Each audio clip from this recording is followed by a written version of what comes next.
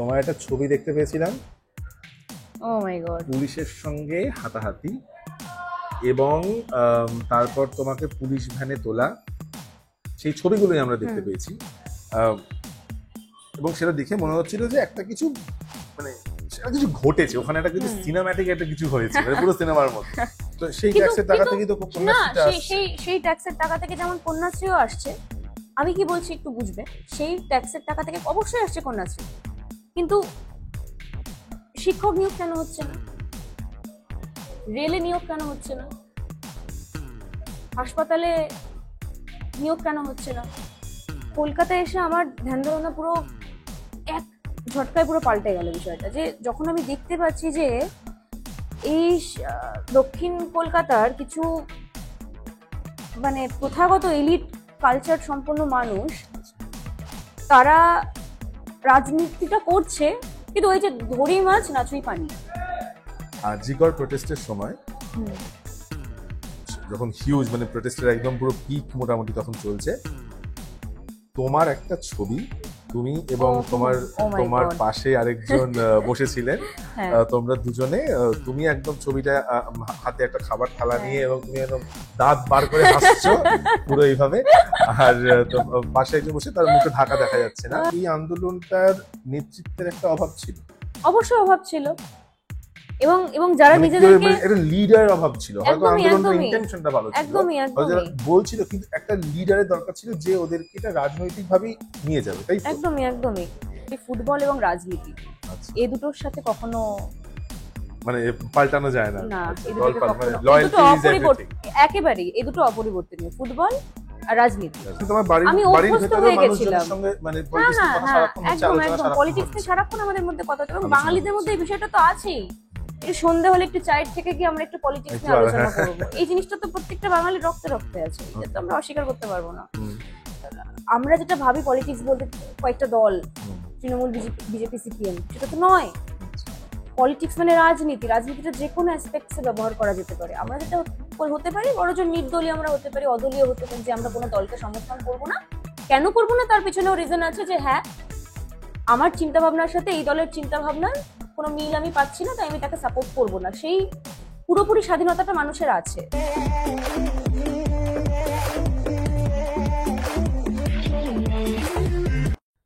কনিনিকা, এই নাম ভুলের জন্য আমি হসপিটালে এভিডেভিট করাতে হয়েছিল। কি ফ্যানটা অফ করলে গরম লাগছে? ফ্যানটা চলবে? হ্যাঁ চলুক, অসুবিধা হবে না তো? অডিও একদম ন্যাচারালি লাইক স্পিক আপ একটু কমিয়ে দেওয়া যাবে সামান্য কি? আচ্ছা, এখন ফ্যানটা না চললে গরম লাগছে হালকা হালকা। হ্যাঁ ফ্যানটা ঠিক আছে, গরম লাগছে আমার। হ্যাঁ চলো, আবার ঘোরা থেকে যাচ্ছি। আচ্ছা ঠিক আছে। হাই, ওয়েলকাম अगेन টু ডেন্ট। আমরা একটা পডকাস্ট নিয়ে চলে এসেছি। Happy new year. যদিও পডকাস্টটা শুট হচ্ছে 2024 এ, বাট রিলিজ হবে 25 এ। আমি Ronit, and we have a very special guest, Koninika. Koninika is a activist and a student. Koninika, welcome to Dent. Thank you so much. আমরা ব্যাপারটাকে একটু আড্ডার মতো করে রাখছি।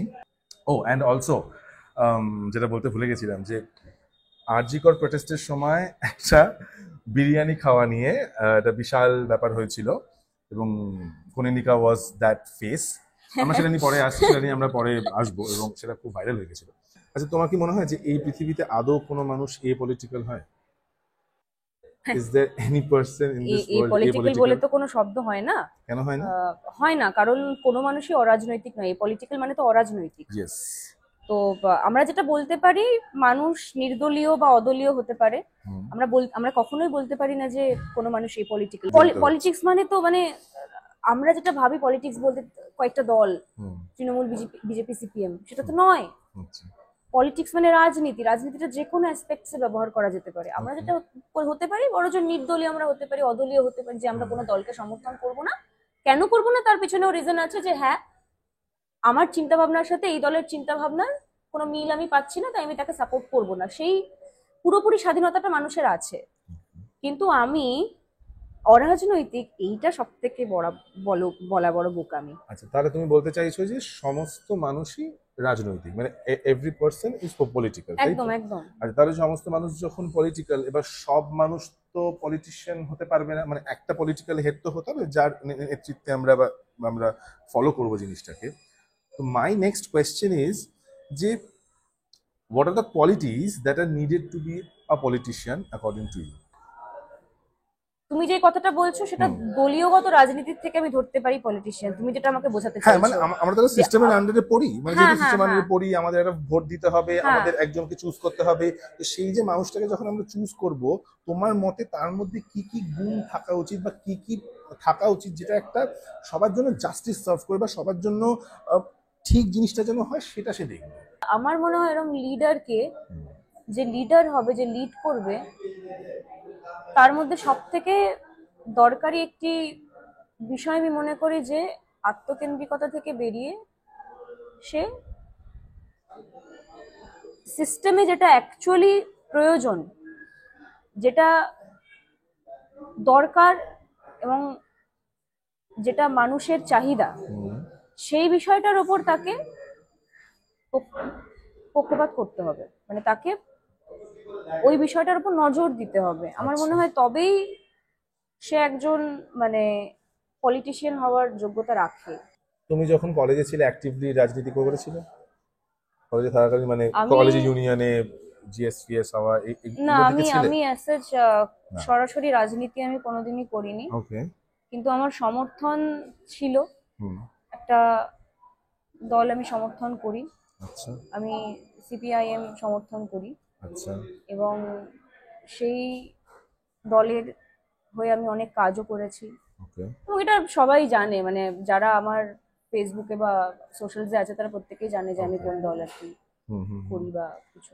তো এই এই এই এই যে রাজনীতি, পলিটিক্স, এই এই জিনিসগুলোতে তুমি ইন্টারেস্ট নেওয়া শুরু করলে কোন বয়স থেকে, এবং তুমি যে ইন্টারেস্ট নিলে তার ট্রিগার পয়েন্টটা কি? যে মানে কোনো একটা দিন কি তোমার মনে হয়েছিল যে না আজকে একটা বুধবার থেকে আমি বেশ আজকে রাজনীতি মানে ইন্টারেস্ট নেওয়া শুরু করলাম, কি কোনো একটা খবর পড়ে আমাকে মনে হলো যে না মানে মানে আমাকে যদি কোনো একটা চেঞ্জ বা আমার যদি কিছু একটা ভয়েস আনতে হয় তাহলে হয়তো সেটা একটা পলিটিক্যাল পার্টির থ্রু দিয়ে, বা এই যে সমর্থন করাটা, এই যে ইন্টারেস্ট নেওয়াটা, এটা তোমার কোন বয়স থেকে এবং কি থেকে? আচ্ছা, তো মানে সে যদি কোনো দিনক্ষণ তোমার মনে থাকে তাহলে please না, সেটা বলো। ওরম দিনক্ষণ ভাবে তো এগুলো হয় না। আচ্ছা, এগুলো একটা আচ্ছা। মানে আমি মনে করি যে দলীয় রাজনীতিতে আসতে গেলে, এবং দলীয় রাজনীতি খুবই খুবই মানে উপযুক্ত একটি বিষয় প্রত্যেকটি মানুষের কাছে। আমি মনে করি যে মানুষের একবার হলেও কোনো দলের সাথে নিজেকে যুক্ত করা প্রয়োজন।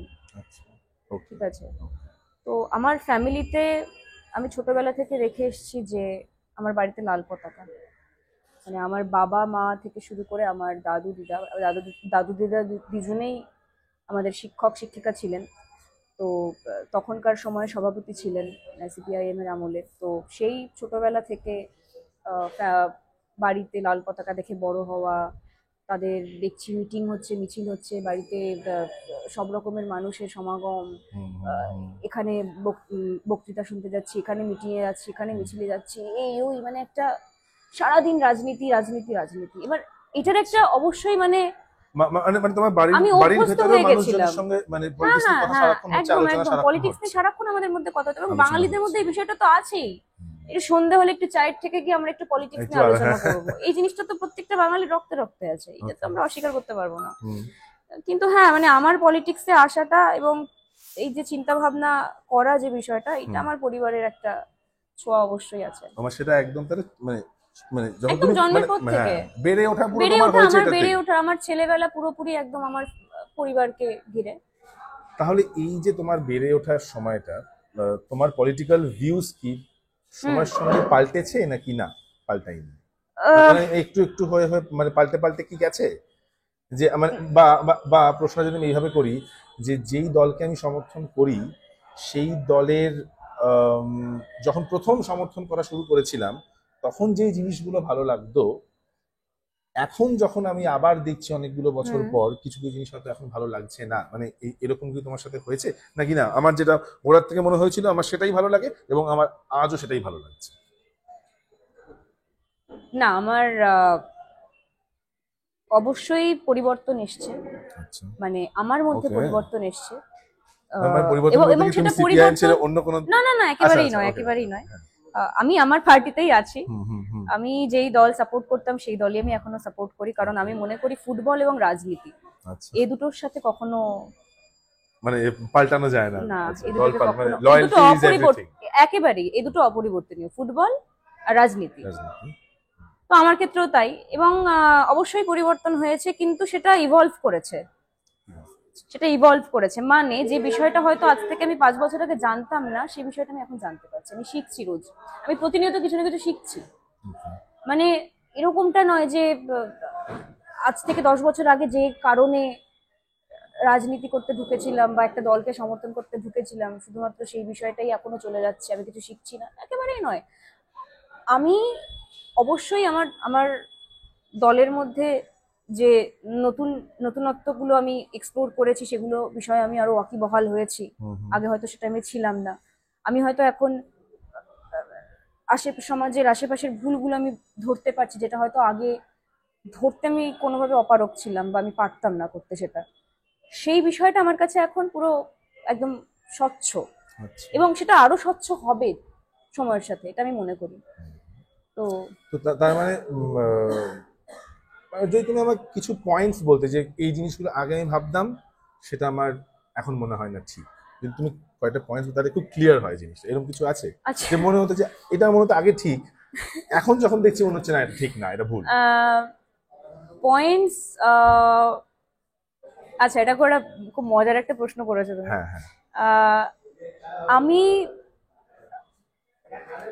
যেভাবে আগে মানে এই এই এই এই পার্টিকুলার পার্টির যারা সমর্থক, আমি হুম, সমর্থকদের নিয়ে কথা বলবো, হুম মানে যারা লেফট লিনিং বেসিক্যালি, আমি কোনো সিপিআইএম এমএল টেমএল বলছি না, Left আমি leaning। আমি যারা লেফট লিনিং সাপোর্টার হুম, যারা, হুম, হুম, আমার তো তাদের নিয়েই তো কথা, আমি তাদের নিয়ে বলছি। হুম এবার আমার একটা ধারণা ছিল যে যত শহরের দিকে আমরা যাব, মানে এই সাধারণ কি হয়, আমাদের যে বামপন্থী মনোভাবাপন্ন মানুষজনের এইমটা কি থাকে, যে সর্বহারার দল, এটা কিন্তু শুনে এসছি আমরা। হ্যাঁ তো রাইট। সর্বহারার দল মানে কি, যারা সর্বহারা তাদের নিয়ে আমি কাজ করব, হুম এটাই দাঁড়ায়। হুম তাহলে কলকাতায় এসে আমার ধ্যান ধারণা পুরো এক ঝটকায় পুরো পাল্টে গেল বিষয়টা, যে যখন আমি দেখতে পাচ্ছি যে এই দক্ষিণ কলকাতার কিছু মানে প্রথাগত এলিট কালচার সম্পন্ন মানুষ, তারা রাজনীতিটা করছে, কিন্তু ওই যে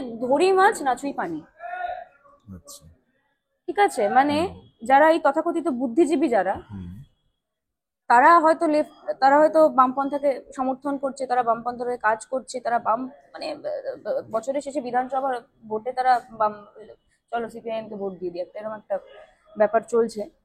সেখানে দাঁড়িয়ে যখনই সাধারণ মানুষের সাথে একই একই ছাদের তলায় বসে কাজ করতে হবে, তখনই তাদের নাক সিটকোনো বা তাদের মধ্যে ওই একটা নেগেটিভিটি, এই বিষয়টা আমি লক্ষ্য করেছি। আচ্ছা, তো মানে সেক্ষেত্রে তোমার তাহলে চেঞ্জটা কি হলো? আমার তো চেঞ্জটা কি মানে আমার আমার কিছু চেঞ্জ হয়নি। আমি যেটা লক্ষ্য করলাম যে রাজনীতিটা হওয়া উচিত, যখন আমি বলছি সর্বহারাদের নিয়ে আমি রাজনীতি করব, তখন আমি সর্বহারাদের নিয়ে আমি রাজনীতি করব। ওই শুধুমাত্র একটা পার্টি করছি, একটা আভিজাত্য মানে মানুষের মধ্যে একটা ফ্লেক্স করার ব্যাপারই থাকে, যে ওরা না মানে এই আচ্ছা, কিছু বিষয়কে, তুমি সেটা এখানে এসে দেখলে, হ্যাঁ দক্ষিণ আমি কলকাতায় অবশ্য এসে তুমি সেটা একদম লক্ষ্য একদম করলে? একদম মানে আচ্ছা মানুষ আচ্ছা ওকে। মানে আরে যেটা জো দিখতা হ্যায় ও হোতা নেই, এরকম একটা ব্যাপার আর কি, আচ্ছা ঠিক আচ্ছা আছে। আচ্ছা দেখাচ্ছে যে আমি প্রচুর খেটে কাজ করে ফেলছি, পার্টির হয়ে প্রচুর কাজকর্ম করছি, এই করছি ওই করছি, কিন্তু আদতে সেটা নয়, আচ্ছা আদতে সেটা হচ্ছে না। মানে আমি বলছি যে আমি এগুলো এগুলো করবো, কিন্তু আমি যদি মাঠে নেমে কাজ না করি, তাহলে সেটা কোনো মানে নেই। তাহলে সেটার কোনো মানে নেই। তো মানে কেন করতে যাবো সে কাজটা আমি?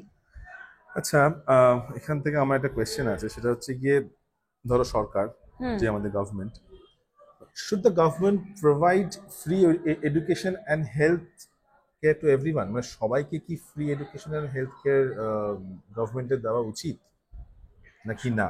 তো এটা তোমার ওপিনিয়ন? শোনো, ফ্রি বলে কিছু হয় না, ঠিক আছে, প্রথম না, কথা। ফ্রিবিজ যদি মানে না না না দিয়ে না যাচ্ছে। না, ফ্রি বলে কিচ্ছু হয় না। এই যে আচ্ছা আচ্ছা তোমায় যে বলছে যে তোমায় মাস গেলেই যে আমাকে হুম যে কন্যাশ্রীর যে টাকাটা দেওয়া হয়েছিল, বা আমার যারা বোনেদের যাদেরকে দেওয়া হবে, মানে তোমার কি মনে হয় এই টাকাটা ওরা দিচ্ছে?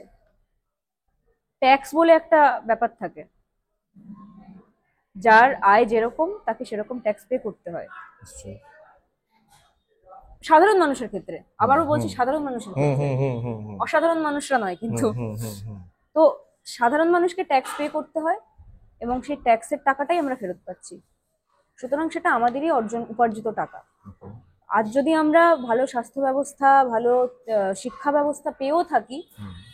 সেটা আমাদের পয়সাই আমরা ফেরত পাচ্ছি, সেটা সরকার তাদের গ্যাটের থেকে দিচ্ছে না, সেটা আমরা খাটছি, আমরা একটা গভর্নমেন্টকে পরিচালনা করছি, আমরা সাধারণ মানুষরাই তো পরিচালনা করছি, আমরা সাধারণ মানুষরা ভোট দিচ্ছি বলেই তো একটা সরকার নির্বাচিত হচ্ছে। নিশ্চয়ই। সেই সরকার নির্বাচন হওয়ার পরে আমরা যখন এই এই যে বিষয়গুলো, আমরা যে চিন্তা ভাবনাগুলো করছি বা এই যে ট্যাক্স পে করছি বা হোয়াট এভার, এটা আমাদের টাকাটাই তো ফেরত আসছে। তাহলে যেটা হয় এখন যে আমরা যে টাকাটা পে করছি, কিছু কিছু জায়গাতে যেমন নরওয়ে, সুইডেন, ওখানে ওদের ওরকম থাকে যে পুরো চিকিৎসা স্বাস্থ্য ব্যবস্থা পুরো ফ্রি। মানে তুমি যদি মাসে যদি 100 টাকা ইনকাম করো, হুম। 40 টাকা তুমি তোমার কাছে রাখো, 60 টাকা তুমি আমার খাতে দাও, আচ্ছা। সেইটা তোমার জন্য ফিউচারে জমা হবে। জমা হবে। কিন্তু আমাদের এখানে কি হচ্ছে, আমরা ট্যাক্স পে করছি, ভালো কথা, তাহলে আমরা ট্যাক্স পে করছি কেন? ভালো শিক্ষা ব্যবস্থা, স্বাস্থ্য ব্যবস্থা, আমাদের যাতে সাধারণ মানুষের আরো সুবিধে হয় সেটার জন্য আমরা ট্যাক্স পে করছি। হুম। তো সেই কিন্তু ট্যাক্সের টাকা কিন্তু থেকেই তো না, কন্যাশ্রীটা সেই আসছে। সেই সেই ট্যাক্সের টাকা থেকে যেমন কন্যাশ্রীও আসছে, আমি কি বলছি একটু বুঝবে, সেই ট্যাক্সের টাকা থেকে অবশ্যই আসছে কন্যাশ্রী, কিন্তু শিক্ষক নিয়োগ কেন হচ্ছে না? রেলে নিয়োগ কেন হচ্ছে না? হাসপাতালে নিয়োগ কেন হচ্ছে না? কারণ সরকার জানে যে আমরা যদি নিয়োগটা করি, হুম। আমাদেরকে তাদের নিয়োগ করলে যে পয়সাটা পে করতে হচ্ছে মাস গেলে, আমরা কন্যাশ্রীটা করলে আমার সেটা আরো কমের মধ্যে হয়ে যাবে। সুতরাং বাড়তি যে টাকাটা থাকবে, যেটা নিয়োগ করে আমাকে হয়তো দিতে হতো না, হুম। সেই টাকাটা আমার খাতে জমা পড়ছে এবং সেটা আমি পরে ইউটিলাইজ করতে পারবো। আজকে 25,000 টাকা আমি দিয়ে দিচ্ছি, একটা সাধারণ মানুষকে থাকলে তাকে দিতে হবে 50,000 টাকা মাইনে, যদি আমি শিক্ষক নিয়োগ করি। এই যে এসএসসি কেলেঙ্কারি হলো, টেট কেলেঙ্কারি হলো, হুম। এইগুলো তো এই ব্যতীত তো কিছু নয়। আমি যদি নিয়োগ করি তাহলে যে মাইনেটা আমি একটা ছাত্রকে বা ছাত্রীকে দিচ্ছি, সেই টাকাটা দ্বিগুণ বা তিনগুণ আমাকে তাকে পে করতে হবে। সে দ্বিগুণ আর তিনগুণটা পে যাতে আমাকে না করতে হয়, সেই জন্য আমি করছি এগুলো। আজকে মানুষ খেটে উপার্জন করতে চায় না, মানুষ ভাবে যত সহজে আমার কাছে পয়সা আসবে তত সুবিধে। মানুষ ওই জন্য এখন ওই যে কোয়ালিটি কন্টেন্টের থেকে যে বেশি খাবে সেই দিকে ইয়ে করে, এবং সেটা মানুষের দোষ না। এটা এটা এটা যে কোনো আমরা গুটি কতক মানুষের কথা বলতে পারি না, এটা এটা প্রত্যেকের এটা সমস্যা। এবং সেইটাকে সরকার দেখলো যে মানুষ এরকম, মানুষের সাইকোলজি বুঝলো, সে শুরু করলো লক্ষ্মীর ভান্ডার। সে তার স্বামীকে চাকরি না দিয়ে সে বউটাকে দিচ্ছে মাস গেলে 1,000 টাকা, এবং তার পেছনে একটা প্যাট্রিয়ার্কি আছে যে আমাকে, যে বউটাকে মাস গেলে তার স্বামীর থেকে হাত পেতে টাকা চাইতে হচ্ছে। এটাই তো হয় না, ছেলে কাজ করবে, মেয়ে হ্যাঁ, এটা মেয়েরা সামান্য বাড়িতে গ্রামে কি থাকবে, হয়, হ্যাঁ, মেয়েরা হ্যাঁ। বাড়িতে থাকবে, বাড়ির গৃহস্থালী ঘর সামলাবে, কাজকর্ম করবে, রাইট, ঘর রাইট। সামলাবে, সেটাই তো হয়। তো এই বিষয়টাকে সরকার দেখলো, সাইকোলজিটা বুঝলো, এই বিষয়টাকে ব্যবহার করলো, করে সে কি করলো, টাকাটা পুরুষকে দেবো না, টাকাটা মহিলাকে দেবো, মহিলাও খুশি, সে ভোটটাও সেখান থেকে আমি পাবো। এবার হ্যাঁ, অবশ্যই মানে আমি লক্ষ্মীর ভান্ডার নেওয়ার কোনো সমস্যা নেই, তুমি দাও, অবশ্যই লক্ষ্মীর ভান্ডার দাও, যত খুশি দাও। আমার কথা হচ্ছে তুমি লক্ষ্মীর ভান্ডারের পাশাপাশি তুমি সেই পুরুষটাকে একটা কাজও দাও। তুমি তাকে দিয়ে 100 দিনের মাটি কাটাচ্ছ, তুমি তাকে ঠিকঠাক করে পে করছো না, এভাবে কি করে হবে? তোমাকে শুধু 100 দিনের মাটি কাটালে হবে না, তোমাকে তার একটা মানে 100 দিনের মাটি কাটা হচ্ছে পাতি ভাষায় ফ্রিল্যান্সিং, কিন্তু তুমি তাকে কোনো পার্টিকুলার, তুমি কোনো একদম স্থায়ী জব চাকরি দিচ্ছ না বা কাজ দিচ্ছ না তুমি তাকে। যতদিন না তুমি সেটা করতে পারছো, ততদিন পর্যন্ত মানে দেশের উন্নতি কখনো পসিবল না। আমরা একটু কোয়েশ্চেনটা থেকে একটু ডাইগ্রেস করে মানে অনেক অনেক বিষয় আমরা চলে গেলাম আর কি। যাই হোক, তো তাহলে তুমি বলছো যে ফ্রিবিজ যখন দেওয়া হয় তখন তার পেছনে একটা উদ্দেশ্য থাকে, মানে ফ্রিবিজ এমনি এমনি মানে কিছু ফ্রিতে আসে না, একদমই না, মানে একদমই হয়তো না। সেটা আপাত দৃষ্টিতে মনে হচ্ছে ফ্রিতে আসছে, কিন্তু তার পেছনে যে কত তুমি কিছু যে তুমি আসছে যে তুমি যে সেটা হচ্ছে ওই tip of the iceberg, and যে আইসবার্গটা তারা তুমি বুঝতে পারছো, দেখে মনে হচ্ছে হয়তো ওইটুকুই, কিন্তু ভেতরে অনেকটা বড় একটা ষড়যন্ত্রের রাজনীতি হয়তো চলছে, তাই তো? একেবারেই তাই, Okay, একেবারেই okay, তাই। okay.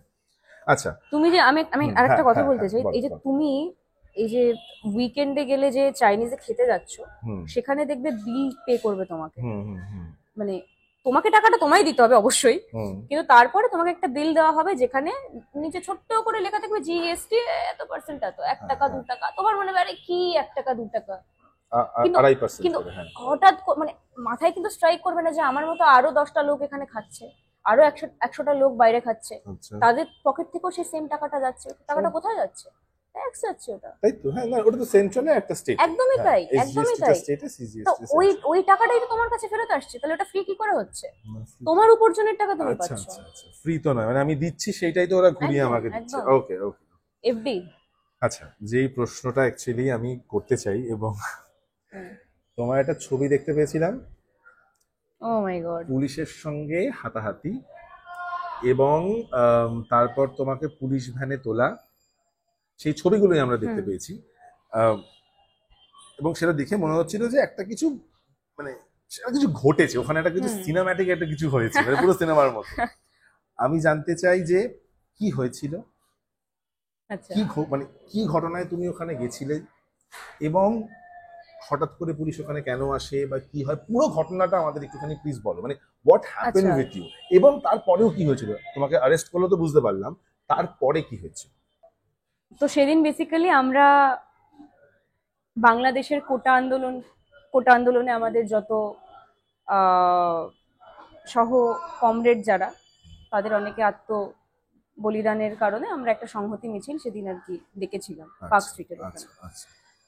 তো সংহতি মিছিল আমার, কারণ সংহতি মিছিলে যাওয়ার কারণ ছিল যে আমার বাংলাদেশে বহু বন্ধুরা আছে যাদের সাথে আমার ব্যক্তিগতভাবে মানে খুবই ভালো সম্পর্ক, এবং এবং সেটা সম্পূর্ণ মানে আমাদের ভার্চুয়ালি আর কি পরিচয়, কিন্তু খুব ভালো সম্পর্ক, মানে খুব ভালো বন্ধু আমার।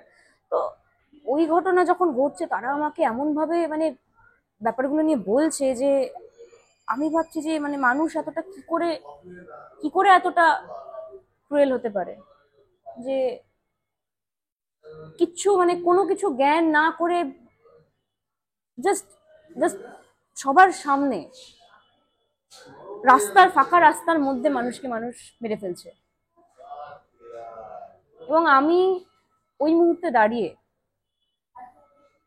প্রচন্ড পরিমাণে টেনসড হয়ে পড়েছিলাম, কারণ ওখানে আমার বন্ধুরা থাকে, আমার একান্তই মানে এটা আমি পুরোপুরি আমি বলবো যে কোনো রকম কোনো রাজনৈতিক চিন্তা ভাবনা থেকে আমি সেদিন সেখানে সংহতি মিছিলে আমি যাইনি। আমি গেছিলাম আমার মনুষ্যত্বের খাতিরে। আমার বন্ধুরা সেখানে থাকে, আমার বন্ধুরা সেখানে পড়াশোনা করে, তো সেই খাতিরে আমি সেখানে গেছিলাম। এবং ওই মিছিলে আমরা আমাদের আমাদের পারমিশন সেবার পুলিশের থেকে আমাদের ছিল না, কারণ সময় এতই অল্প ছিল যে আমরা সেটার সুযোগ পাইনি, এবং আমরা জাস্ট ভেবেছিলাম যে আমাদের একটা সংহতি মিছিল করতে হবে, এবং সেটা খুবই অল্প সময়ের জন্য পার্ক স্ট্রিটের একটু চত্বরে আমরা থাকবো, সেখানে থেকে আমরা তারপরে যে যার মতো আমরা ফিরে যাবো, কারণ আমরা সেই সলিডারিটি জানার জন্য সবাই গেছিলাম ওখানে। গিয়ে আমরা ওখানে সবাই ভিড় করি, স্লোগান তুলি, আমাদের কাছে প্ল্যাকার্ড থাকে। হঠাৎ করে দেখি যে ওই চত্বরে পুলিশের গাড়ি আসে, এবং আমাদের বিনা নোটিসে আমাদের বেধড়কভাবে গায়ে হাত তুলতে থাকে, মারতে থাকে, হাতাহাতি হয় সেখানে, এবং আমার বহু বন্ধু এনজিওড হয়। তারই মধ্যে একটি বন্ধুকে আমি বাঁচাতে গিয়ে সেখানে আমাকেও পুলিশ ভ্যানে তোলা হয়।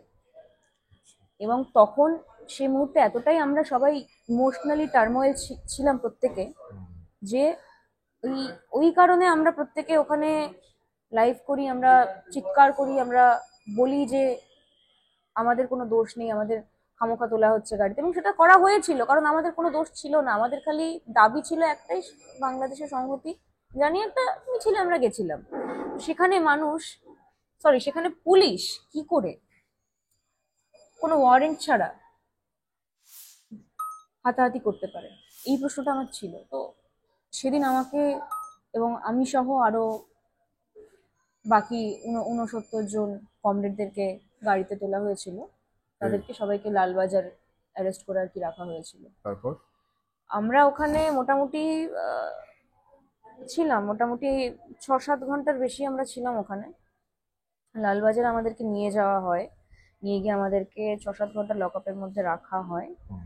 এবং আমাদের একটা ধারা লাগানো হয়েছিল, 140 বা 170 কিছু একটা ধারা লাগানো হয়েছিল যে, এবং এবং সেটাতে মানে সেই ধারাটাতে কি ছিল ছিল মানে, হ্যাঁ জরিমানা তো অবশ্যই ছিল এবং 3 বছরের জেল এরকম কিছু একটা ছিল, যে ওটা আর কি ওই ধারাটা লাগিয়ে দিলে যে তোমার জেল হতে পারে। তো আমরা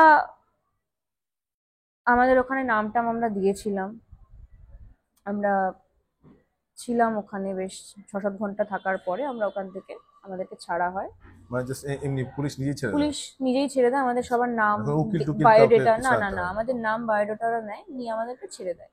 আমাদের বাইরে কমরেডরা ছিল, তারা সবাই আমাদেরকে গান স্লোগান দিয়ে আমাদের অভ্যর্থনা দিয়েছিল যে আমরা জেলে গেছিলাম।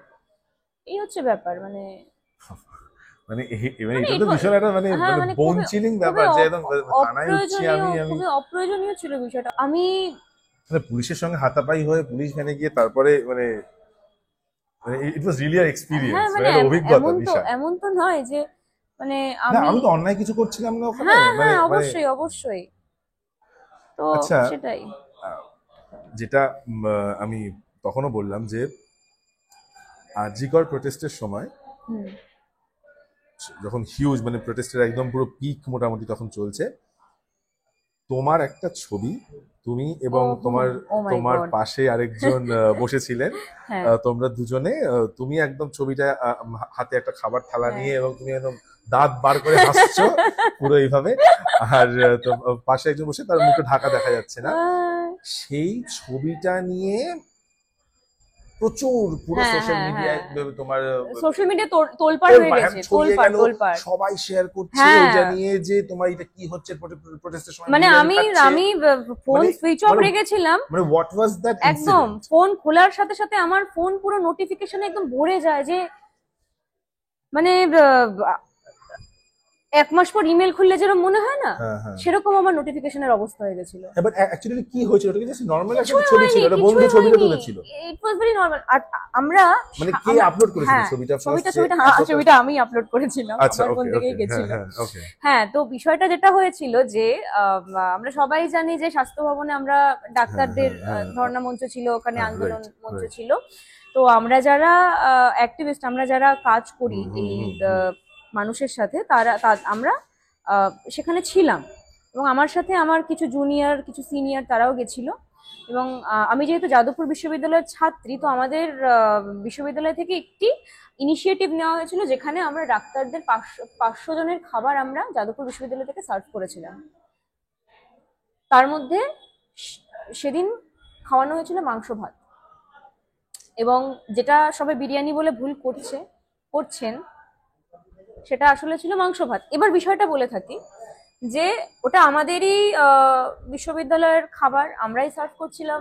সার্ভ করার পর আমরা সকাল থেকে রাত পর্যন্ত, ভোর পর্যন্ত কাজ করে গেছি, খেটে গেছি। তো তারপরে স্বাভাবিক খালি পেটে কি করে কাজ হবে, খেতে তো হতোই। তো ওই একটুখানি খাবার নিয়ে বসে খাচ্ছিলাম, তখনই আমার এক সিনিয়র ছবিটি তোলে। তো তারপরে আমি পেছনে স্লোগানটা লেখা ছিল, ছবিটা খুব প্রাণোচ্ছল লাগছিল বলে আমি শেয়ার করে দিলাম। এইবার যেটা ঘটে, আমি বাড়ি চলে আসি, কারণ ইভেনচুয়ালি ভোরবেলা আমার ঘুম হচ্ছে না, ভোরবেলা পর্যন্ত আমি বৃষ্টিতে ভিজে ভিজে কাজ করেছি। আমি বাড়ি ফিরে আমি 12:30 থেকে ওই সন্ধেবেলা পর্যন্ত, আমি 6টা পর্যন্ত ঘুমিয়েছি। আর আমার ফোনটা সুইচ অফ হয়ে গেছিল। এবার খুলে দেখছি যে আমার ফোনে নোটিফিকেশনের পর নোটিফিকেশন ঢুকেই যাচ্ছে। এবার আমি ভাবছি যে কি ব্যাপার, মানে কি পোস্ট এমন করলাম যার জন্য নোটিফিকেশন এত ঢুকতে পারে। এবার আমার তো ঘুণাক্ষরে আমার মানে কোনো চিন্তা ভাবনাতেই নেই যে এরকমও হতে পারে যে তোমার ছবি তোমার মত ছাড়া সেটাকে নিয়ে রাজনৈতিক স্টান্ট হিসেবে ব্যবহার করছে লোকজন। এবং কারা করছে? তৃণমূল। আমি খোলাখুলি বলছি, কারা করেছে? তৃণমূল করেছে। বিজেপির মধ্যেও আছে, কিন্তু তৃণমূলের আধিক্যটাই বেশি ছিল এখানে, কারণ যেহেতু আরজি কর কেসে তৃণমূলেরই দোষী সাব্যস্ত করা হয়েছে হিসেব মতো, মানে তৃণমূল ঘাসা যারা বেসিক্যালি। তো সেখানে দাঁড়িয়ে আমি দেখছি যে এরকম একটি উঠতি তিনু নেতা আমার ছবি আমার কনসেন্ট ছাড়া সে তার প্রোফাইল থেকে পোস্ট করেছে, যাকে আমি চিনি না, যাকে হয়তো কোনো সমাজের কেউ চেনেও না, সে পোস্ট করেছে। এবং এই ছবিটা অসংখ্য শেয়ার হয়েছে, এবং শেয়ার কারা করেছে, তার মধ্যে উঠতি তিনু নেতারাই শেয়ার করেছে। শেয়ার করে লিখেছে যে ধর্ণা মঞ্চে কি বিরিয়ানি খাওয়া হচ্ছে, মজা হচ্ছে, এরকমই কিছু একটা ছিল, আমার মনেও নেই ঠিকঠাক। তো এবার যেটা হয়েছে, মানুষ ওটাকে দেখেছে, মানুষ ওটাকে শেয়ার করেছে। এবার ওরা যেটা করতে চেয়েছিল যে এটা একটা নেগেটিভ ইম্প্যাক্ট ফেলতে চেয়েছিল আন্দোলনটার উপর, কিন্তু সেটা হয়নি। মানুষ বরং আরো পজিটিভ ভাবে বিষয়টাকে দেখেছে, লাইক যেটা আমার কাছে খুবই একটা মানে গর্বের বিষয় যে লোকজন মানে বিষয়টাকে এতটা লাইটলি ভাবে নিতে পেরেছে। কারণ আজকাল তো মানুষজন লাইটলি নিতে চায় না খুব একটা, তো এই ক্ষেত্রে নিয়েছে বলে আমি খুবই প্রত্যেকটা মানুষের কাছে খুবই কৃতজ্ঞ। মানে হ্যাঁ। মানে ব্যাপারটা নেগেটিভ দিকে যাচ্ছিল, বাট হ্যাঁ, তারপরে মানে সেটা এতটাই পজিটিভ পজিটিভ দিকে চলে গেছে, মানুষজন মানে এতটাই পজিটিভ দিকে চলে গেছে যে স্বাস্থ্য ভবনে মানুষজন আমাকে চিনতে পারছে এবং চিনতে পেরে আমায় ডাক দিচ্ছে, বলছে যে তাই তো, ওটা বলছে যে ম্যাসিভ ছিল, দ্যাট বলছে ওয়াজ যে ম্যাসিভ। বলছে যে এই তুমি কনিনিকা না? আমি বললাম যে হ্যাঁ বলুন। বলছে বিরিয়ানি গার্ল, আসলে তুমি বিরিয়ানি না গার্ল। চিন্তা করো না, না বিরিয়ানি গার্ল করছিল না, বলছিল তুমি চিন্তা করো না, আমরা তোমার সাথে আছি, ঠিক আছে। এবার আমি বলছি আরে সাথে আছি, কোন দিক থেকে বলছে, দিয়ে তারপরে এই ঘটনাটার কথা বললো। আমি বললাম, আরে আমি আমার তো মনেই ছিল না, আমি তো ভুলেই গেছিলাম। তো এই হচ্ছে ব্যাপার। বেশ তার কিছুদিনের মধ্যে বিষয়টা ধামাচাপাও পড়ে যায়। কিন্তু হ্যাঁ মানে এর থ্রু আমার প্রচুর মানুষের সাথে পরিচয় হয়েছে। ঝিলাম গুপ্ত বলে একজন কন্টেন্ট ক্রিয়েটার দিদি হ্যাঁ আছেন, হ্যাঁ তিনি জানি। আমার এই বিষয়টা নিয়ে তার একটা কন্টেন্ট সে বানিয়েছিল, বানিয়েছে, সেখানে হ্যাঁ। তার কন্টেন্টের বিষয়টাকে ইনক্লুড করেছিল। তারপরে নওশাদ সিদ্দিকী নওশাদ সিদ্দিকী এটা নিয়ে পোস্ট করেছিল আমাকে সমর্থন জানিয়ে। ওকে। আর তারপরে গৌতম দেব শিলিগুড়ির যিনি মেয়র আর কি, তিনি এটাকে একটা মানে যা হয় আর কি রাজনৈতিক স্টান্ট হিসেবে সে শেয়ার করেছিল বিষয়টা, কিন্তু তার ওই টুইটটাকে আর একজন ডাক্তার কটাক্ষ করে আর একটা শেয়ার সে করেছিল। মানে আমি সাপোর্টটা খুব পেয়েছি সাধারণ ম্যাসিভ মানুষের সাপোর্টটা থেকে, তুমি ম্যাসিভ পেয়েছো। সাপোর্ট আমি পেয়েছি। আচ্ছা, এই যে গোটা আরজিকর যে ঘটনাটা, পুরো যে আরজিকরের পুরো যে ব্যাপারটা হলো, সেটা নিয়ে তোমার বক্তব্য, what is your opinion on this whole আরজিকরের যে ঘটনাটা হলো? সিবিআই তো আলটিমেটলি ল্যাক অফ এভিডেন্সের জন্য তো আমরা দেখতেই পাচ্ছি বেল দিয়ে দিল, and so what is your opinion on this entire thing that happened last 6 মাসে যেটা ঘটলো?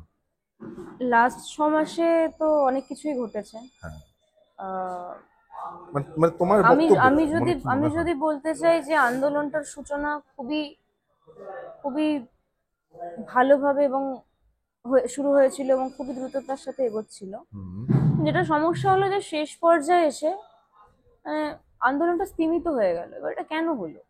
হ্যাঁ, কারণ মানুষের মধ্যে একটা চিন্তা ভাবনা প্রথম থেকে গেঁথে দেওয়া হয়েছে এই প্যাট্রিয়ার্কাল সোসাইটিতে। প্যাট্রিয়ার্কাল চিন্তা ভাবনার মাধ্যমে আমার মনে হয় যে মানুষ কিছু গতে বাঁধা সিস্টেমের নিজেকে জড়িয়ে ফেলেছে এবং সেখান থেকে তারা বেরোতে চাইছে না। ঠিক আছে, মানে আমি কিরকম বলতে পারি যে এই যে বারবার বলা হয়েছিল আরজি করে যে নির্দলীয় নির্দলীয় আহ, মিছিল হোক, নির্দলীয় মিটিং হোক। এবার আমার কথা হচ্ছে যে নির্দলীয় হলে বা অরাজনৈতিক হলে, অরাজনৈতিক তো নয়, এটা একেবারে অরাজনৈতিক নয়, অনেকে বলেছে অরাজনৈতিক, কিন্তু অরাজনৈতিক নয় এটা। অরাজনৈতিক বা নির্দলীয় হলে এটাকে এগিয়ে কে নিয়ে যাবে, ফোর বিয়ারার কে হবে, এটা একটা ভাববার বিষয়। কারণ প্রথম থেকে বিষয়টা নির্দলীয় ছিল এবং সাধারণ মানুষের হাতে ছিল। অবশ্যই সাধারণ মানুষই তার আহ পরিপন্থী ছিল, এখনো আছে, কিন্তু এখন তুলনামূলক কমে গেছে। আমার মনে হয় যে এক্ষেত্রে ওই নেতৃত্ব খুব মানে ইম্পর্টেন্ট। নেতৃত্ব খুব প্রয়োজনীয় একটা বিষয়। মানে আমার এই আন্দোলনটা হচ্ছে, আমার এই মিটিং হচ্ছে, আমার এই মিছিল হচ্ছে, আমার এই প্রতিবাদ হচ্ছে, এই প্রতিবাদে যদি নেতৃত্ব দেওয়ার কেউ না থাকে, আমার মনে হয় যে কোনো আন্দোলন সেটা স্তীমিত হতে বাধ্য। এবার নেতৃত্ব দেওয়া মানে এই নয় যে আমি আমি করছি এটা, আমারই এটা, এরকমটা নয়। নেতৃত্ব দেওয়া মানে একটা একটা মানে পার্টিকুলার জায়গার মধ্যে কেউ মিটিং মিছিলটা অর্গানাইজ করছে, মানে ওই একটা থাকছে না নেতৃত্ব দিলে যে আমাকে আমাকে আজকে আমাকে মানে এটাতে কাউকে লিড যোগদান করতে হবে, আমাকে এই অবশ্যই মানুষগুলোকে লিড করে নিয়ে কোথাও অবশ্যই যেতে হবে। অবশ্যই এটা এটা এটা খুবই দরকার। মানে কিন্তু সেটা কি তোমার মনে হয়েছে যে এই আন্দোলনটার নেতৃত্বের একটা অভাব ছিল? অবশ্যই অভাব ছিল, এবং এবং যারা মানে নিজেদেরকে একটা লিডারের অভাব ছিল, হয়তো একদমই আন্দোলনটার একদমই ইন্টেনশনটা ভালো ছিল, একদমই হয়তো যারা একদমই বলছিল, কিন্তু একটা লিডারের দরকার ছিল যে ওদেরকে এটা রাজনৈতিক ভাবেই নিয়ে যাবে, তাই তো? একদমই একদমই এবং অনেক অনেক ক্ষেত্রে এই তো ফলে লিডার সেটা না থাকার যে কারণে কি না থাকার হয়েছে, কারণে হয়েছে কি স্তীমিত হয়ে গেছে সীমিত হয়ে গেছে এবং এবং এবং আর কি প্রত্যেকে কথা বলছে না। সীমিতর থেকে বড় কথা যে এই আন্দোলনটাকে বিভিন্নভাবে বিভিন্ন মানুষ হাইজ্যাক করতে চেয়েছে, বিভিন্ন দল হাইজ্যাক করতে চেয়েছে।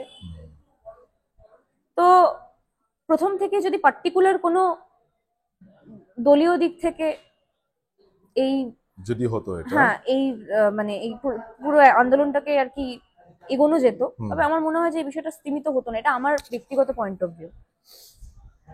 এবার এটাই মানে মানুষজন যতদিন না এই গতে বাঁধা সিস্টেম থেকে বেরোতে পারছে, যতদিন না এই প্যাট্রিয়ার্কাল সোসাইটির চিন্তা ভাবনা থেকে নিজেদেরকে আস্তে আস্তে বের করতে পারছে, ততদিন পর্যন্ত এই চিন্তা ভাবনাগুলো পরিষ্কার হবে না। আর ওই যে মানে একটা এই বিষয়টা একটা ট্রেন্ড হয়ে গেছিল একটা টাইমে গিয়ে। ট্রেন্ড মানে এই নয় সবসময় নেগেটিভলি বিষয়টাকে ধরতে হবে, ট্রেন্ড কোনো দিক দিয়ে ভালো দিকেও যেতে পারে। এবার আমার ওপর নির্ভর করছে যে আমি ট্রেন্ডটাকে কিভাবে পরিচালনা করব বা কিভাবে নেব আমার জীবনের সাথে। সেটা কোনোভাবে হয়তো ফেল করে গেছে, নেতৃত্বের অভাবেই ফেল করে গেছে। তার মানে ওই জিনিসটা ফেল করে গেল। একদম একদম। চলো আজকের আড্ডা আমার মনে হয় এখানে আমরা অনেক বিষয়ে অনেক কথা অনেক বললাম বিষয়ে এবং কথা অনেক বলেছি, কোয়েশ্চেন হয়তো ডাইগ্রেস করে বেরিয়ে গেছি। So thank you for tuning in. আমরা এরকম পডকাস্ট নিয়ে আরো আসতে থাকবো। আমাদের দুটো চ্যানেল আছে, একটা ডিন্ট বাংলা, একটা ডিন্ট ইংলিশ। প্লিজ সাবস্ক্রাইব করে নেবেন। আর আমাদের অ্যাপটা social media app play store থেকে আপনারা ডাউনলোড করে নিতে পারেন এবং সেখানে আপনারা আপনাদের ওপিনিয়ন প্লেস করতে পারেন। Dint is a social media platform for participatory democracy. আপনারা নানান ধরনের নিউজ পাবেন both in English and Bangla. আপনারা আপনাদের ওপিনিয়ন জানান এবং আপনারা অ্যানালাইজ করে আমরা রেজাল্ট দেবো আমাদের কালেকটিভ অডিয়েন্সের ওপিনিয়ন। আর until next time, thank you.